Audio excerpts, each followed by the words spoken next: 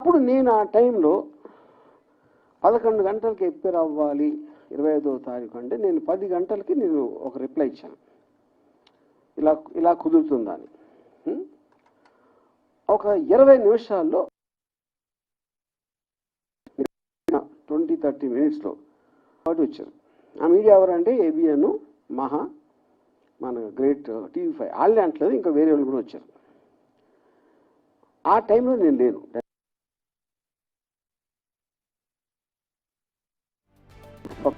Maybe 2-3 hours వాళ్ళని వెళ్ళిపోయారు. ఇంతకు తప్ప ఇంకేమీ జరగలేదు. ఇది 25th ఎప్పుడైతే ఇది స్టార్ట్ అయిందో ఓపెనింగ్ సీక్వెన్స్ ఇది. మిగతా సినిమా అంతా మీడియా తీశారు.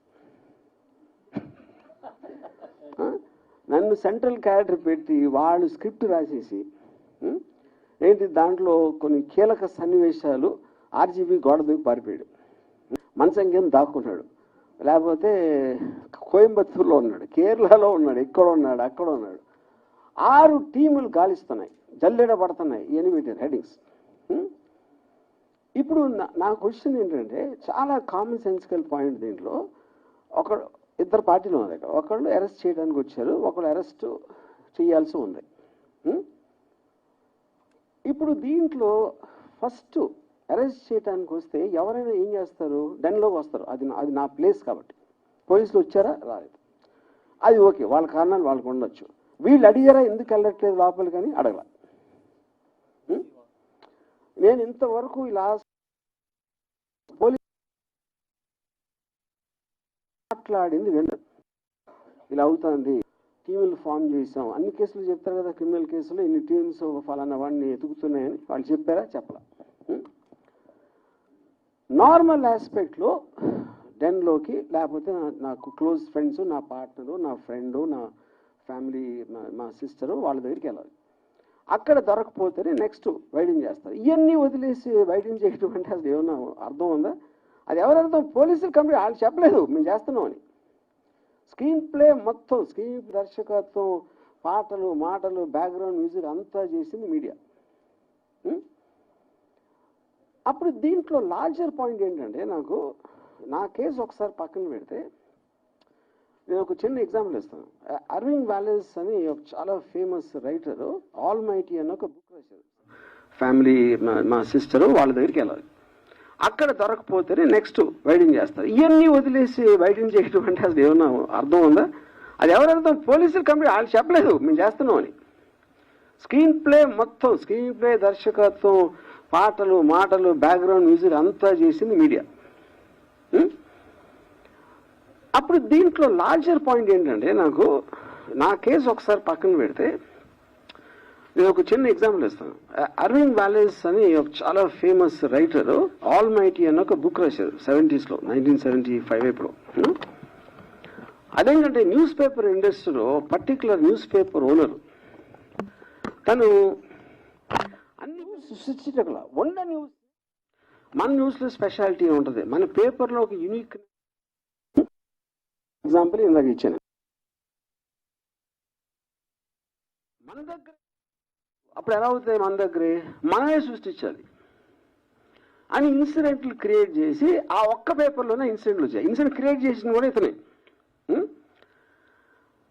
అది దీన్ని బేస్ చేసి అంతిమ తీర్పు అలాంటి కొన్ని సినిమాలు కూడా వచ్చినాయి ఆ టైంలో, ఆల్ మైటీ బుక్ బేస్ చేసి.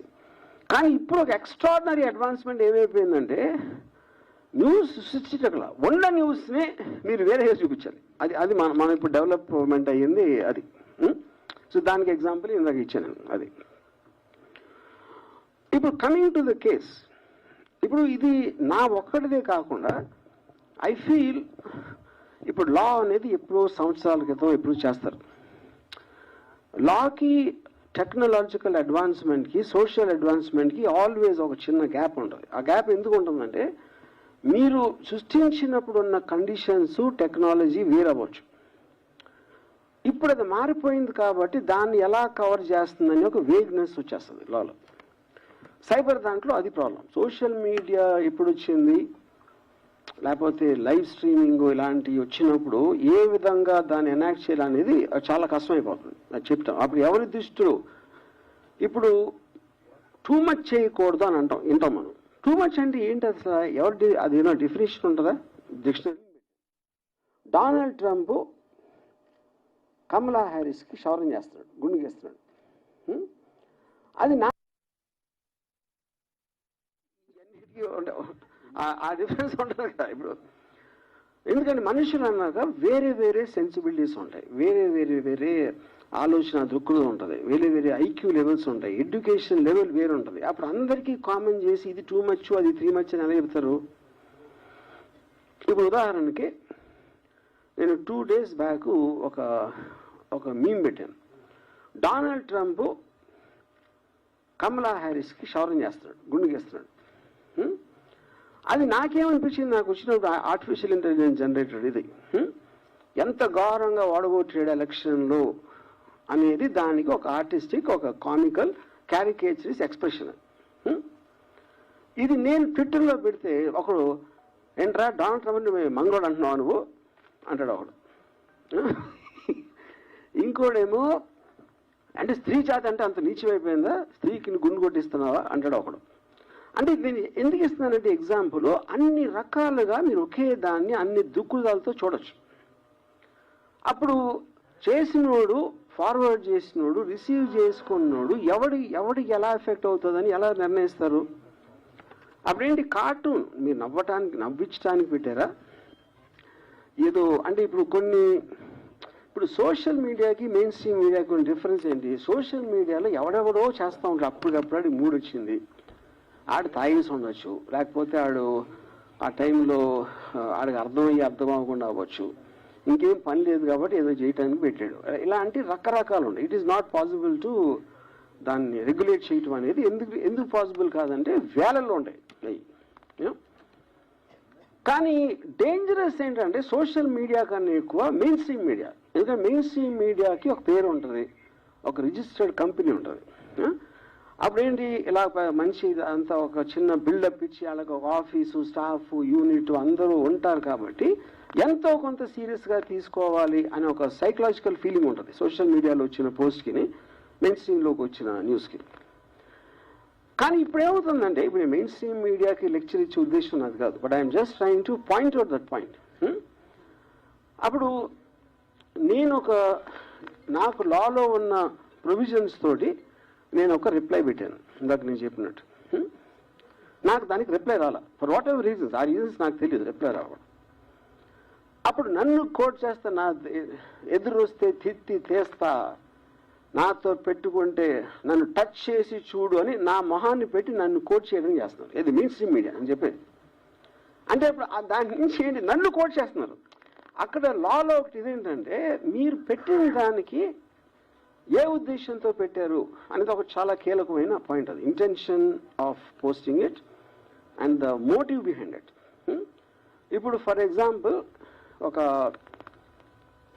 అమెరికాలో CNN and Fox News, CNN and Fox News ఇద్దరికి పడదు. They are very very opposite to each other. అక్కడ సిఎన్ఎన్ హోస్ట్, ఫాక్స్ హోస్ట్ నలుగురు కూర్చుని మాట్లాడుతున్నారు అని ఒక ఏఐ జనరేటెడ్ వీడియో పెట్టాడు. అంటే వాడి ఉద్దేశం ఏంటి, ఏఐకి ఎంత పవర్ ఉందో చెప్పడానికి, ఇలాంటిది కూడా నిజంగా జరిగిందని చేసి చూపెట్టగలుగుతుంది అనేది పాయింట్ అడిది. కానీ మీరు అది చెప్పకుండా వీళ్ళందరూ కలిసిపోయింది తెలుసా, వాళ్ళందరూ ఒకటే, అందరూ కలిసి మనం మోసం చేస్తున్నారు అని చెప్తే అప్పుడు మీరు ఒక అబద్ధాన్ని నిజం చేయటానికి, ప్రూవ్ చేయటానికి ట్రై చేస్తున్నారు. అది డిఫరెన్స్. అప్పుడు మెయిన్ స్ట్రీమ్ మీడియాలో నాది వచ్చి నన్ను టచ్ చేసి చూడు, బక్కెలు ఎరగొస్తా, నా మీద పెడితే అని నేను అన్నట్టు చూపిస్తే అదేంటి అప్పుడేంటి చాలా మంది హెడ్లైన్ చూస్తారు, ఎవరు మిగతా వీడియో ఎవరు చూడరు. వాళ్ళు పెట్టేది కూడా అందుకే, అది కూడా వి అండర్స్టాండ్ దట్ యూనో. అప్పుడు mainstream media in a way అది తప్పని అంటే మళ్ళీ సెకండ్ టైం చెబుతున్నాను, it is actually more dangerous than social media. Social media ఎవడెవడో ఏదో వాగుతూ ఉంటాడు, ఎవరు పట్టించుకోలేదు. కానీ మీకు అలాంటి పేరు వచ్చినప్పుడు వస్తుంది. అది దానికి one of the biggest examples recent టైమ్స్లో నా కేసు. నేను హైదరాబాద్లో ఉన్నాను, మొర్రో డెన్లో ఉన్నాను అని 3 రోజులు చెప్తున్నాను. నేను లైవ్లో ఇంటర్వ్యూలు ఇస్తున్నాను టీవీ ఛానల్స్కి వెళ్ళి, అయినా కూడా they are not stopping that. అదొకటి. నెక్స్ట్ ఏమంటున్నారు, ఇక్కడే ఉన్నావు ఇంకా పట్టుకోవట్లేదని పోలీసులు పట్టుకోవాలని ఎప్పుడు చెప్పారు అసలు నీకు అంతకన్నా జోక్ ఉంటుంది కదా అసలు వాళ్ళు చెప్పలేదు వారెంట్ ఉందని చెప్పలా పట్టుకోవడానికి వచ్చామని చెప్పలేదు ఇంకా పట్టుకోవట్లేదంటే గవర్నమెంట్ మారిన ఇప్పుడు కూడా పోలీస్ శాఖ వైసీపీగా పనిచేస్తుంది అనమాట అండ్ అది లేకపోతే నా ఫ్రెండ్స్ ఎవరో ప్రకాష్ రాజు లేకపోతే నాగార్జున వీళ్ళు నన్ను దాచేశారు దాచారని అంత ఇది ఉంటే అక్కడికి వెళ్ళాలి కదా అంత ఇన్ఫర్మేషన్ మీడియా దగ్గర ఉంటే వీళ్ళే కదా ఇప్పుడు డిటెక్టివ్స్ పోలీస్ శాఖ డిటెక్టివ్స్ అనేది మీనింగ్లెస్ ఇవాళ రోజుల్లో you know media is the detective media detection ఎక్కడ చేస్తుంది వాళ్ళ మైండ్లో చేస్తుంది దానికి ఎవిడెన్స్ కానీ దానికి ఒక సపోర్ట్ బేసిస్ అనేది ఉండదు కానీ నా ఫీలింగ్ ఏంటంటే ఎంత చేసినా ఇప్పుడు సోషల్ మీడియాలో ఇప్పుడు ఒక లాలో ఒక ఆస్పెక్ట్ ఉంది 4 E's అంటారు దాన్ని ఇంజనీర్ ఒక ప్రాబ్లమ్ని ఇంజనీర్ చేసి ఎలా దీన్ని ఆపాలి లేకపోతే కంట్రోల్ చేయాలి లిమిటేషన్ పెట్టాలి అంటే ఇంజనీర్ చేయాలి దాన్ని ఎనాక్ట్ చేయాలి ఒక లాగా తీసుకురావాలి ఓకే ఈ పరిస్థితి ఇది అని డెఫినేషన్లు అన్ని ఇచ్చి పారామీటర్స్ ఫిక్స్ చేయాలి దాని తర్వాత ఎడ్యుకేట్ ప్రజలకు చెప్పాలి ఓకే ఇంతవరకు మీరు అది చేశారు కానీ ఈ రోజు నుంచి ఇలాంటివి వస్తాయి ఇలా వస్తాయి that is what called education దాని తర్వాత ఎన్ఫోర్స్మెంట్ ఆ ఎడ్యుకేట్ చేసిన తర్వాత కూడా దాన్ని వాడు మేము అతిక్రమిస్తే దానికి ఒక కాంటెక్స్లో పనిష్మెంట్ ఏదేదో పెనలైజేషన్ జరుగుతుంది యూనో ఇక్కడ మనం ఉన్న ఈ టైమ్స్ ఏమవుతుందంటే ఈ 4 E's కూడా లేవు అది ఎవరు ఎంతసేపు సోషల్ మీడియా టూ మచ్ అయిపోతుందండి మరీ కొంచెం మితిమీరిపోతుంది అని అంటున్నారు కానీ అది ఎలా ఆపాలనే ఆలోచన కూడా ఎవరు చేయట్లా కూర్చొని అదే చేయనప్పుడు ఇంకా మిగతా 3 ఎక్కడి నుంచి వస్తాయి 100% we agree that there is some very offensive post there is no doubt about it offensive నా దృష్టిలో ఒకటి వచ్చి మీ దృష్టిలో ఒకటి అది కూడా we agree కానీ ఫ్రీ సొసైటీలో బై డెఫినేషన్ మీకు టాలరేషన్ ఉండాలి లేకపోతే ఫ్రీ సొసైటీ అవ్వదు నా అభిప్రాయం అనేది నాకు చెప్పినప్పుడు మీ అభిప్రాయాన్ని కూడా నేను అదే దాంట్లో తీసుకునే స్పిరిట్ ఉండాలి నా అభిప్రాయమే కరెక్ట్ అన్నప్పుడు ఫ్రీ సొసైటీ ఎలా అవుతుంది సో దట్ ఈస్ 1 పాయింట్ అప్పుడేంటి ఒక జోక్ అనేది ఇంకొకళ్ళని అఫెండ్ చేస్తేనే వస్తుంది జోక్ లేకపోతే జోక్ ఎట్లా అవుతుంది మీరు పొద్దున్న లేగిస్తే కార్టూన్ చూశారు అది ఈనాడా ఎక్కడైనా సరే కార్టూన్ అనేది ఇంకొకరిని గేలి చేయకుండా ఇంకొకరితో గురించి వ్యంగ్యంగా మాట్లాడకుండా ఇంకొకరి గురించి స్ట్రాంగ్గా మాట్లాడకుండా ఉంటే కార్టూన్ అనేది ఎగ్జిస్టెన్స్ లేదు ఫస్ట్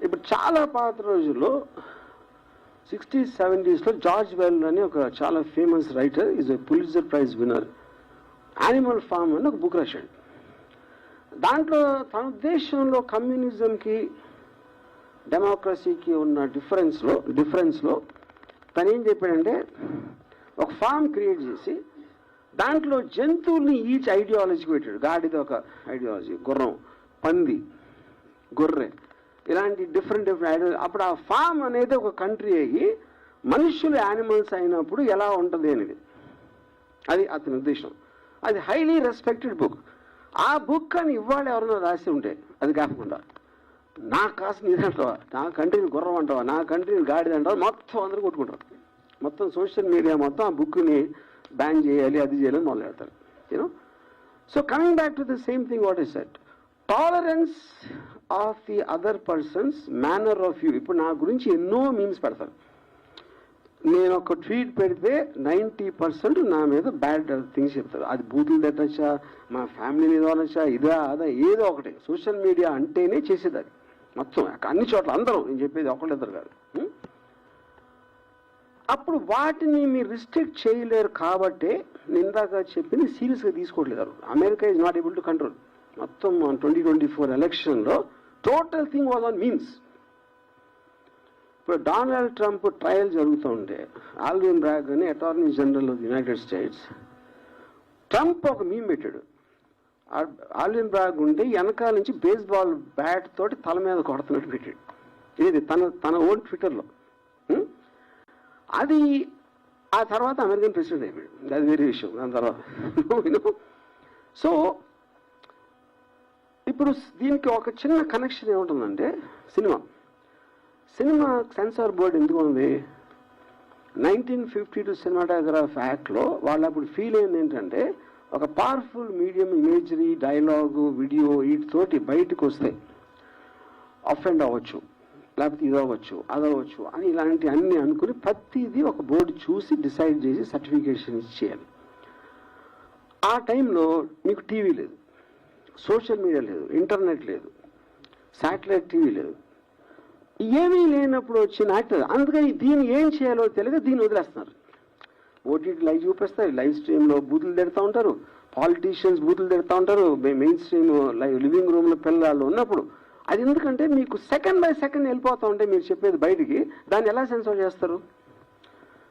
అప్పుడేదో అది చేసాం కాబట్టి ఇప్పటికీ సినిమాలు ఒక్కదానికి పరిమితం చేస్తారు సెన్సార్. అంటే లాస్ అనేవి అలా యాక్ట్ అవుతాయని చెప్పడం నేను ఆ దృష్టి తీసుకోవడానికి చెప్తున్నాను. సో అప్పుడు అది కంట్రోల్ ఎలా చేయాలి, అసలు చేయాలా వద్దా అనేది మేజర్ ఇష్యూ. ఇప్పుడు సపోజ్ ఇది నాకు జరగలేదు అనుకోండి, ఇది ఎవరికో జరిగింది అనుకోండి, నాకు తెలిసి నేను కూడా ఎంజాయ్ చేసేవాడిని. ఎవరో డైరెక్టర్ ఎక్స్ ఆడు ఉనికిపోతున్నాడంట, గోడ దూకిసాడంట, సిలోన్ పారిపోయాడంట అంటే I'm sure even I would have enjoyed that. ఎందుకు ఎంజాయ్ చేస్తాం అంటే మనిషి నైజంలోనే ఇంకొకటి ప్రాబ్లం ఉన్నప్పుడు మనకి డ్రమాటికలీ ఇంట్రెస్టింగ్గా ఉంటుంది అది వినటానికి. అందుకని మీకు ఎప్పుడు కూడా థంబ్ లైన్స్ అనేది నెగిటివ్ ఇష్యూస్లో వస్తాయి. నెగిటివ్ థంబ్ లైన్ ఉంటేనే ఓపెన్ చేస్తారు, లేకపోతే ఓపెన్ చేయడం దాన్ని ఫస్ట్. అప్పుడేంటి అదే ఫ్యాక్ట్ అని అనుకుని ఓకే అని అనుకోవచ్చు. ఎందుకంటే మీరు చెయ్యలేని దాంతో మన కోవిడ్ వచ్చినప్పుడు సహజీవనం చేయాలని చెప్పారు కదా, అంతే. అప్పుడు అది ఇది అనుకుంటే అలా తీసుకుంటే అసలు ప్రాబ్లమే లేదు. So more on less this is what I want to say. I think నేను మరీ ఎక్కువ లెక్చర్ ఇస్తే ఐఎమ్ సారీ ఫర్ దట్. చెప్పాను కదా, ఇప్పుడు ఇంకేం చెప్పాలి?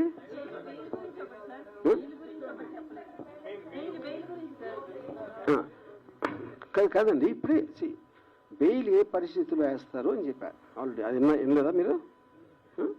కాదు, బెయిల్ అనేది ఇంతమంది ఒకేసారి మేలుకుని అన్ని డిస్ట్రిక్షన్స్లో వెళ్తున్నారు కాబట్టి దాని మీద నాకు ఒక సస్పిషన్ వచ్చి అది కోర్టు ద్వారా క్లారిటీ తీసుకోవటానికి ఈసాం. ఆల్ యాంటిసిపేటరీ బెయిల్స్ అందుకు వేస్తారు. సార్ మీరు కూర్చుంటే కంఫర్టబుల్ గా ఉంటుంది మైక్ పట్టుకోవడానికి, మీరు కిందకి